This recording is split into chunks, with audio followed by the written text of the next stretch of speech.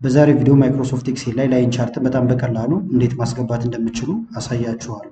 ስለዚህ ቻርቱን ለማስገባት ምንድነው የምታደርጉት? መጀመሪያ ሙሉን ትመርጣላችሁ። እንደዚህ ልክ ስትመርጡ ከስር እዚህ ጋር እንደምትመለከቱት ኪዩብ አናሊሲስ ይመጣላችኋል። ይህንን መንካት ይቻላል ማለት ነው። ይህን ስትነኩ ዝርዝሮች አሉ።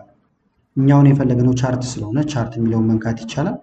ከዛ እዚህ ጋር ላይን ቻርት የሚል አለ። ላይን ቻርትን በቀጥታ ከዚህ ማስገባት ቻልም ማለት ነው። እዚህ ጋር መታችሁ ከዛ ሳይዙ ቀነስ ማድረግ እንደዚሁም ደግሞ ቦታውን መቀየር ይቻላል።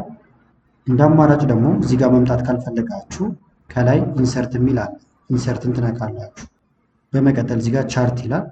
ከዛ በኋላ ሪከመንድድ ቻርት የሚለውን እንመርጣለን። ብዙ አይነት ቻርቶች እንደምታዩቸው ይመጣሉ። ላይን ቻርት ከፈለጋችሁ አሁን ላይን ቻርት እናድርጋለን። ከዛ ኦኬ ትላላችሁ ማለት ነው።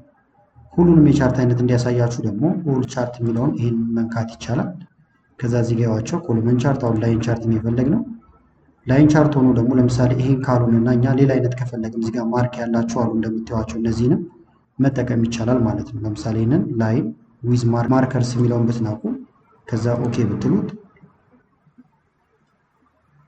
ከዛ ይህንን ጠጋ ማድረግ ይቻላል። ሳይዙንም እንደዚህ ቀነስ ስናደርገው ላይኑም ገብቷል፣ እነዚህ ማርከሮቹም ገብተዋል። ካልፈለጋችሁት ደግሞ ቼንጅ ቻርት ታይፕ የሚለው ጋር ሄዳችሁ እነዚህኞቹን የቻርት አይነቶች መጠቀም ይቻላል ማለት ነው።